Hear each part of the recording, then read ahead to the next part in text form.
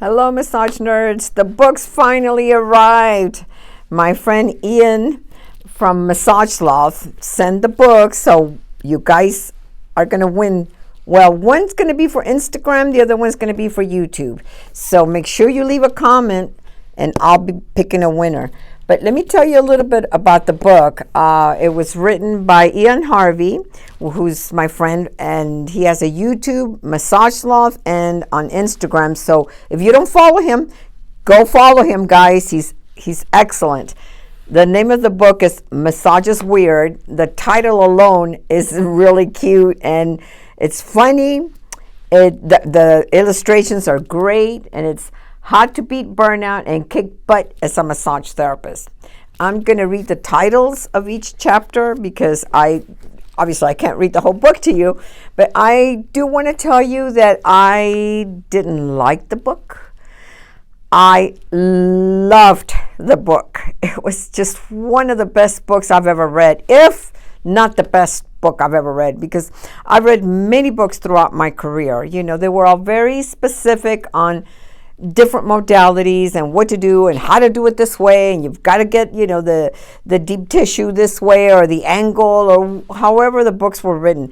This is just phenomenally written. I really congratulate Ian for writing this book, and I'm going to go ahead and read the chapter so it can give you an idea of what he wrote about, which is many things that he wrote about.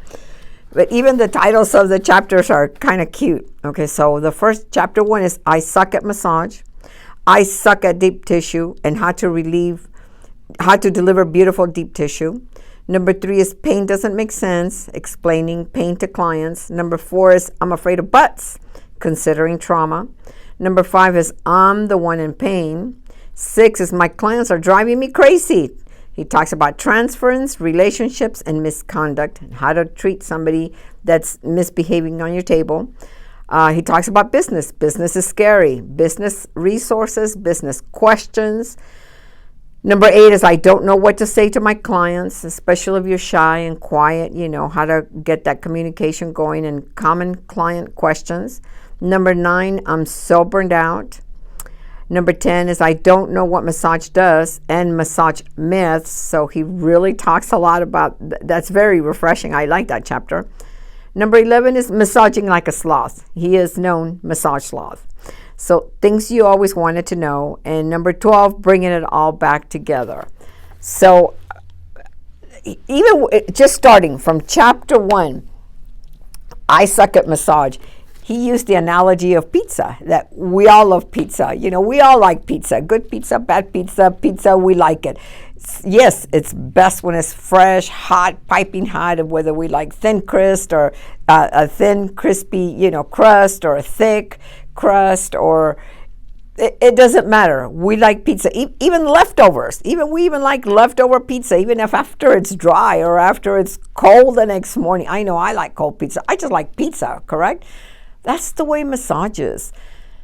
Everybody loves a massage, whether you go deep tissue or not, or, you know, I know we doubt ourselves. I've heard this a lot from students that they learn, whether it's a 500 or a 700 or a 1,000-hour program, they feel like they didn't learn enough. Are they good enough? You know, do they know enough techniques? And just, I want to he reminded us in his book that clients are just appreciative to be on your table.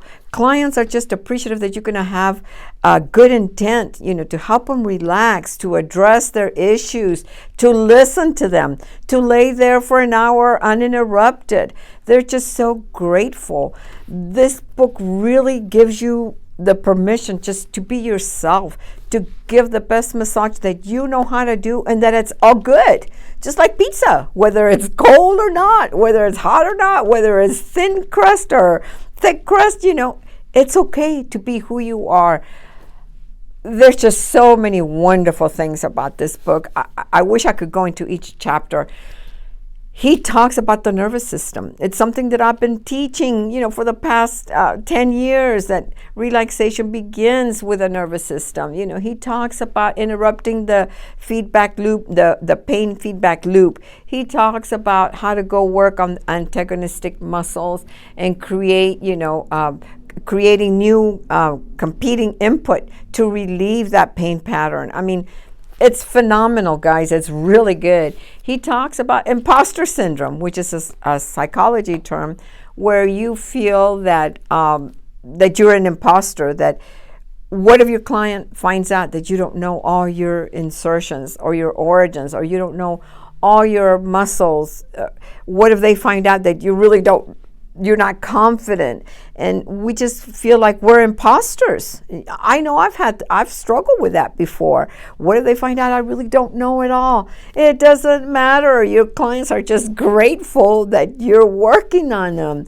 He talks about, just the dance, and having the dance of the art of massage, just having fun, and believing in yourself again and giving the best. If you have the intent, and if you're kind, and if you learn to communicate, and you have patience, those are ingredients already that have nothing to do with your techniques.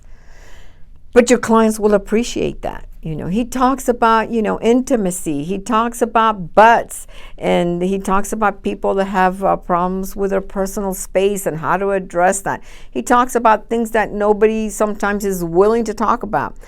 I remember getting into trouble at the college with my with my director calling me in because I was talking about the subject 20 years ago, and they just didn't think it was appropriate. At the college, I know that for many years they didn't want to teach gluteal work, and it was difficult when you need to. I mean, they're the big, the gluteus maximus is your biggest hip and strongest hip extensor. We need to talk about these issues. We need to talk about it, and he does. He talks about uncomfortable situations. He talks about, butts being scary, about some feet being scary. Some people walk in, their feet smell or they look funky, and how do you address that? He talks about, I'm the one in pain. And then I know I've had this before. I'm the one in pain, and I know exactly where my scalings originate and insert, and I should be able to work on myself, and why can I fix myself? I remember a time when I thought I was going to have to quit being a massage therapist because my thumbs hurt so much. He reminds us again about how the bodies, all bodies, not just mine, all bodies are resilient and they adapt. It's not. Somebody left me a comment the other day when I was doing one of my videos where I was putting my hands in the water and wringing out a towel, and they go, "Oh my God, we were taught never to wash our hands and put our hands in water as soon as we finish massage." And I'm going like, "Oh, well, I did not understand that comment because we do wash our hands as soon as we give a massage." But this person was so afraid of rheumatoid arthritis. And, her mom had it. I thought, well, you need to be more concerned about genetics than some of the things that we do as massage therapists. He just talks about myths in massage therapy, what works, what doesn't work. Massage has been proven to reduce pain, and that's it. If you can help reduce the pain of your client, whether you go very specific or not, it's okay. Whether you do a full body Swedish or, do a whole neuromuscular treatment, it's okay. It gives us permission to be who we are. The client is just appreciative for you to be able to give them that healthy touch. Massage works. It's your intent to help somebody feel better, whether they just relax. Maybe they don't have pain. Maybe they just come in to relax.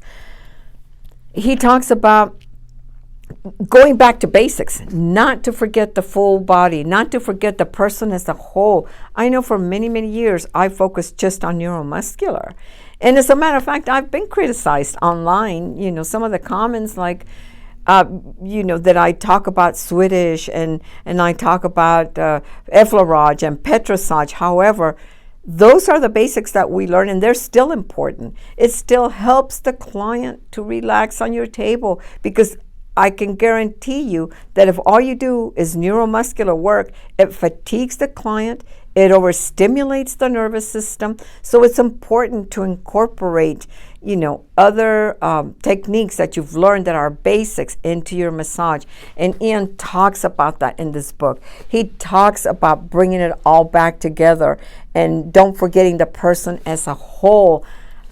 I cannot talk enough about this book. It's wonderful. I really, really liked it. So if you don't win the book, make sure that you go to Amazon. I'm going to include the links. Get the book. It's so well written, and he edited himself. Because I asked him, who's editing your book? Who edited your book? And he said he did. And it's like, congratulations, Ian. You did a fantastic job writing this book. So I'm going to include the link. You guys go out and buy it. Look it up on Amazon. Leave him comments. Follow him on Instagram and YouTube, Massage Sloth, Ian Harvey. And the name of the book is Massage is Weird. And until the next time, guys, create a great day.